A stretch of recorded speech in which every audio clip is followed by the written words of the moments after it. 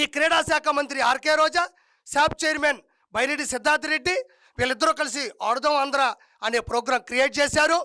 ఆ ప్రోగ్రాం కింద టీషర్ట్లు, బ్రౌచర్లు, యాప్, క్రీడా నిర్వహణ, రవాణా వసతి, భోజన వసతి, ప్రైజ్ మనీ, నాసిరకం స్పోర్ట్స్ కిట్లు, గెలిచిన తర్వాత అంబరాన్ని అంటిన సంబరాలు, వీటి ఖర్చులు వాళ్ళు రాసింది, వాళ్ళు కుమ్మక్కు చేసింది అక్షరాల 119 కోట్ల రూపాయలు. కానీ విచారణ చేపట్టిన తర్వాత విజిలెన్స్ అధికారులకి కళ్ళు తిరిగేటువంటి షాక్ అయ్యే నిజానిజాలు బయటపడ్డాయి.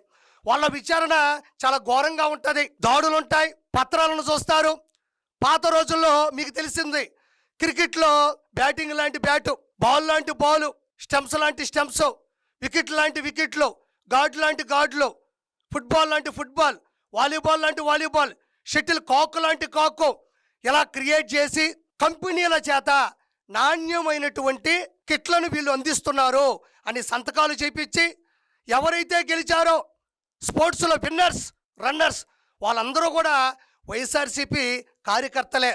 వాళ్ళ అకౌంట్లు పరిశీలిస్తే అందులో కూడా డబ్బులు ఉన్నాయి. ఈ డబ్బులు ఏవైతే ఉన్నాయో 40 కోట్ల రూపాయలకు సంబంధించి వాటన్నిటికీ కూడా ఆధారాలు కూడా, నిరూపణలు కూడా దొరకడం అనేది చాలా గొప్ప విషయం.